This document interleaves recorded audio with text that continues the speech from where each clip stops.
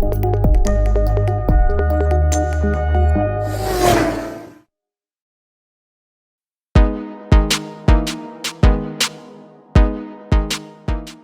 ladies and gentlemen, we are having our first look at the new Skoda Slavia, and there's a separate video explaining all the changes. But right now, we also want to understand the company's strategy with the Slavia, overall about the sedan market, and a lot more.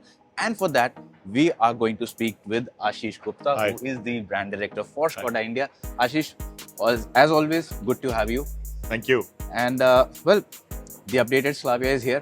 First thing I want to ask you is, at a time when everyone's going crazy with SUVs, you are soldiering on with the sedan segment, which is a very good thing personally, I find.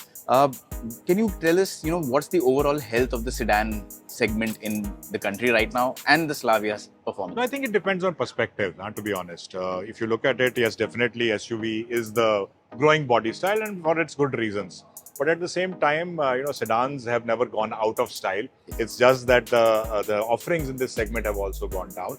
But at the end of the day, we have to stick to our strategy. And I explained my strategy or our strategy to you last time. And I've been reiterating that for the last 1 year, that we want to be relevant by being present in segments that make sense to us. We want to be relevant by different price points. But at the same time, we want to be differentiated in our offerings, because at the end of the day, Skoda has always built its legacy on sedans, whether it is the Superb, which has a 90-year-old legacy, to the Octavia, RS, to the Rapid, and now to the Slavia. So these have been successful cars.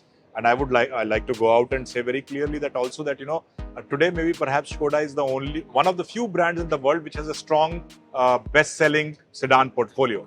So that helps us to differentiate and is definitely a big part of our strategy. For us, the Slavia has been a successful product from the India 2.0 and from the MQB27 portfolio. It has a segment share of almost 30% in its segment. So we are in some way the torchbearers of that segment, and we would like to continue that legacy that Skoda is known for.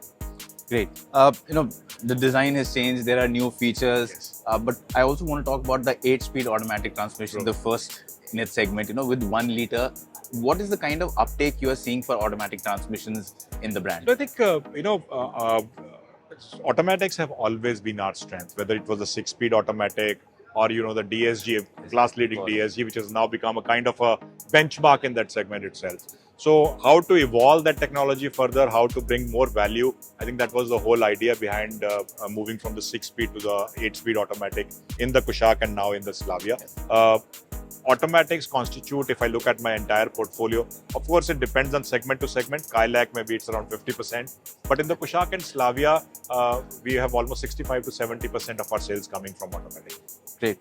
Now, while we are talking about the Slavia, here I also see the new Superb. Yes. Can you tell us your plans with the Superb to our viewers? No, I think just one word for that car, it's Superb. Yeah. So naam hi kafi hai. So I think a lot of people who have been looking forward for the Superb coming to India.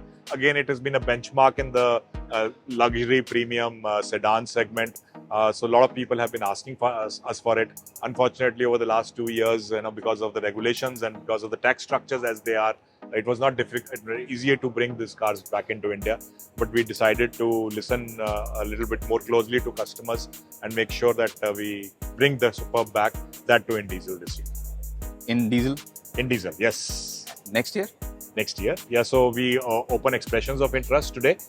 People who are interested in owning the Superb can raise their hands, and we plan to bring the car in limited numbers again towards Q2 of next year.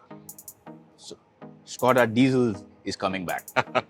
And so overall, one last question, Ashish. With this new update with the Slavia, what is your expectations? Do you expect higher volumes, or do you expect similar sales? I think definitely when you bring a facelift and a refresh of a car with added features, there is typically natural interest which increases in a segment and in a car like Slavia, which has always been strong.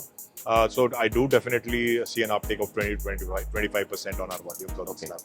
And one more last question. Of all the changes, which is your favorite pick in the new? Very difficult question.